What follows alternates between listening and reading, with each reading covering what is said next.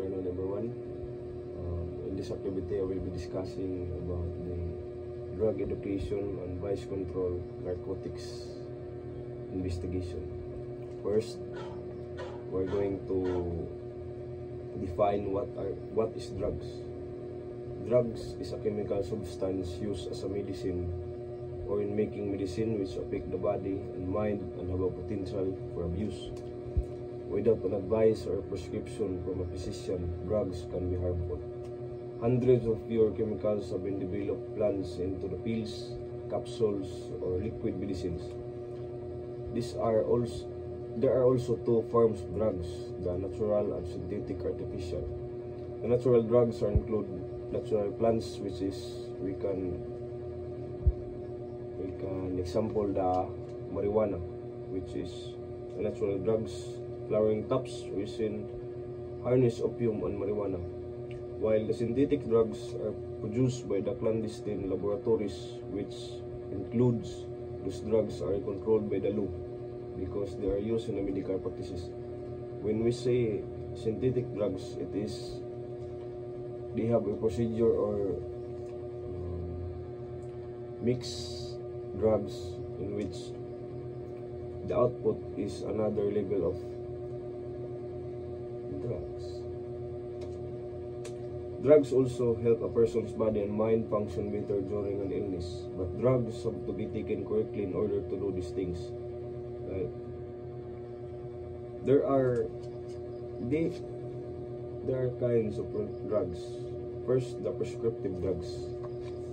The prescriptive drugs are acquiring with a written authorization from a drug to allow a purchase. These are the prescribed according to individual age.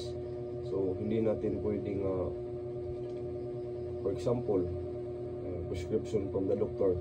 So, hindi natin pwedeng uminom lang tayo na walang pahintulot sa doktor o dahil ang doktor ay pinag-aralan nila nito ng mabuti kung ano ang nagkabuti sa tao.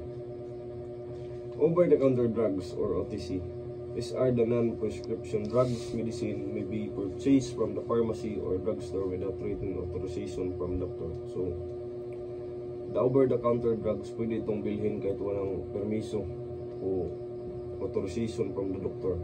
In which, for example, Alaxan. So, hindi natin kailangan na i-authorize pa from the doctor. And the last, the self-medication syndrome. The self-medication syndrome is found in user and would be users of drug whose source of information are people of literature other than doctors, pharmacists, and health workers. This could be the members of the family or the neighbors of whom may have previous use of drugs, specific disease or disorder. Possible outcome of the self-medication are adverse reaction towards the drugs such as allergies, maybe mild or severe. So, dito sa self-medication, maaaring ikaw ay magkaroon ng allergies kung hindi yung tinitake mo na drugs o medicine ay hindi sumasang-ayon sa iyong katawan. So, pwede kang magkaroon ng allergies. Possible non-react response of the patient to the drug effectively to the incorrect usage. So, hindi pwede na may mga pwedeng sumubra o mababa yung usage o yung may tinatawag ito dosage.